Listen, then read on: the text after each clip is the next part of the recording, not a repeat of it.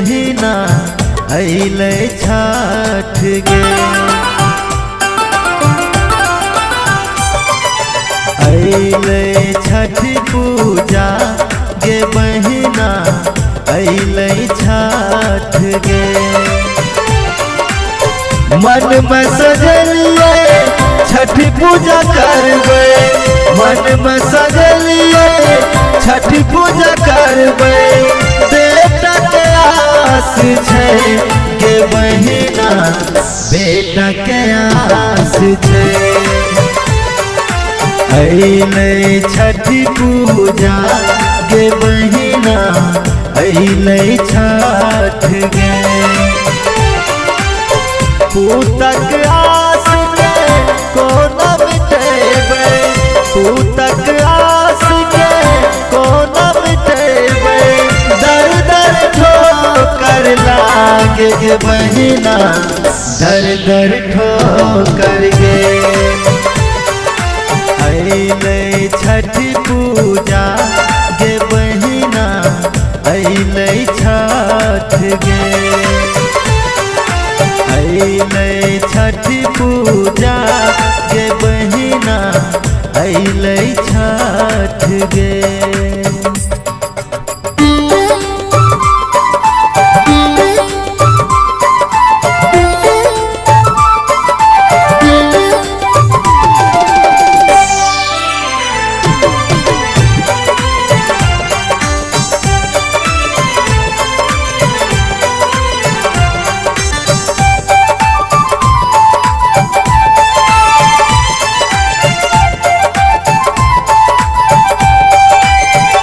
सबके आस ये कोनिया डगरा से निर्जन बाझिन के लंगरा कोरिया के।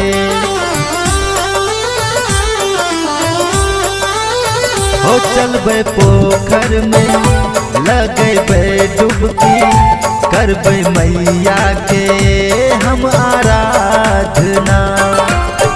दीप जलेबे हाथ उठेबे, दीप जलेबे हाथ उठेबे। पूजा करबे गे बहिनिया पूजा करबे।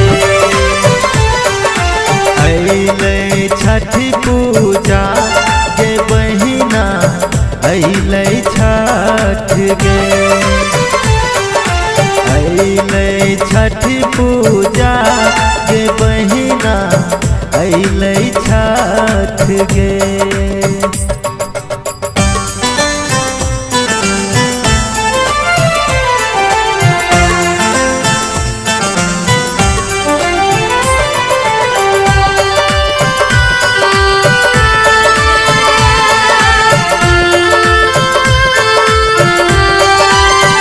उठलिए छीटा के लेके माथे पर, भेले भोर भिनसर मैया घाट पर।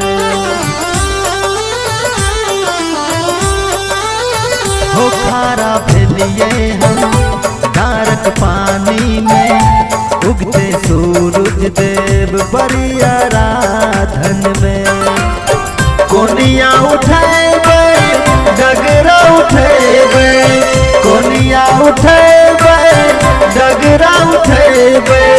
अरगिया देबे गे बहिनिया अरगिया देबे।